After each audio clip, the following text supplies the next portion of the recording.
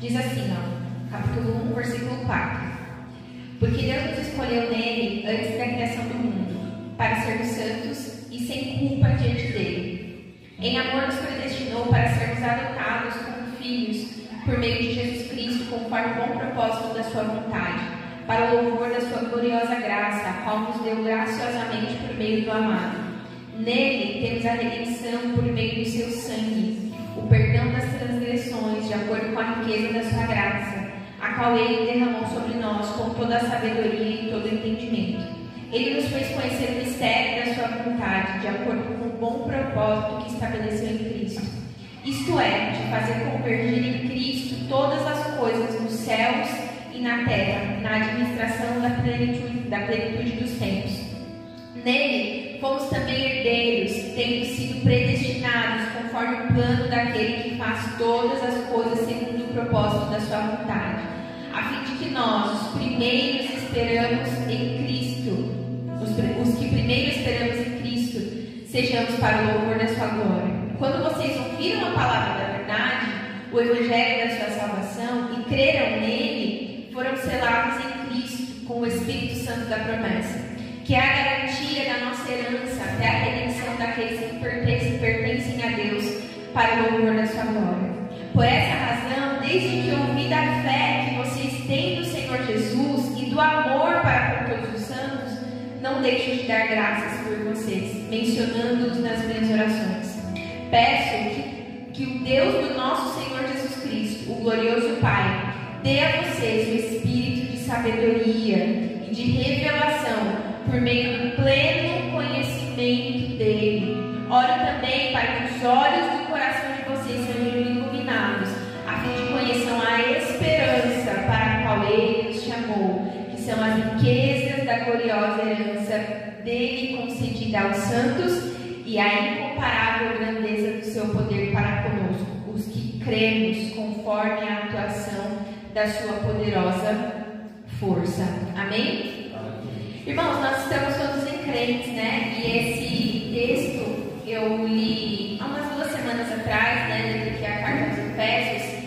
E Paulo está, na verdade, agradecendo porque o próprio Deus já havia começado uma obra, já havia feito uma obra realmente. Aquele povo da igreja de Éfeso já cria no Senhor. E aqui ele está falando e dando graças porque eles tiveram um encontro e creram em Jesus com o poder do Espírito Santo. E nós realmente temos muito que agradecer nisso, né? Quando nós estamos em crentes, que poderoso é. É claro que é maravilhoso pregar o Evangelho também para os que não conhecem, porque eles precisam realmente ser alcançados, precisam ser alcançados por essa graça. Mas também é maravilhoso quando nós estamos em crentes, porque nós podemos todos celebrar que nós já cremos no Senhor, nós já conhecemos e já temos consciência de que nós recebemos essa graça. Só que a partir do versículo 15, quando nós lemos, ele continua dizendo no versículo 17, né? Peço que o Deus do nosso Senhor Jesus Cristo, o glorioso Pai, dê a vocês o espírito de sabedoria e de revelação por meio do pleno conhecimento dele. Oro também para que os olhos do coração de vocês sejam iluminados, a fim de que conheçam a esperança para a qual ele os chamou. Apesar de eles já terem crido que Jesus é Salvador e já terem recebido o Espírito Santo, havia necessidade de continuar caminhando em conhecer aquele que os chamou, em pleno conhecimento dele. Havia ainda a necessidade dos olhos serem iluminados para a esperança de uma vida eterna.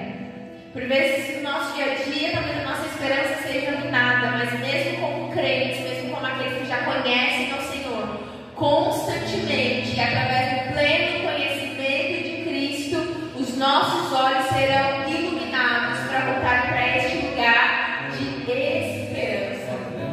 E a nossa esperança não é limitada, é por isso que às vezes com tantas coisas ruins, né? Nossa família e de tantas pessoas aqui, inclusive, coincidentemente ou não, experimentaram esse ano. E diante da morte, a morte é a notícia mais violenta que qualquer pessoa pode receber. Não existe uma notícia mais violenta do que essa. E é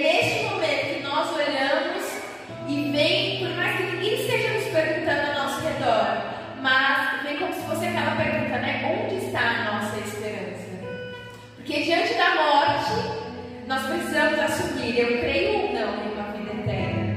Então, ainda como crentes, por mais que nós já creiamos no Senhor, assim como aquele povo de Éfeso já cria no Senhor, ainda assim Paulo está dizendo: eu oro para que os olhos de vocês sejam iluminados para essa esperança. E a esperança que está em Jesus é uma vida eterna, não se resume a nós. Por mais que nós já creiamos, nós já recebemos o Espírito Santo, ainda assim Paulo está dizendo: eu oro para que vocês recebam o Espírito de sabedoria, de revelação, do pleno conhecimento, a fim de que vocês tenham uma verdadeira esperança. Então, por mais que nós sejamos crentes, a pergunta é: onde está a nossa esperança?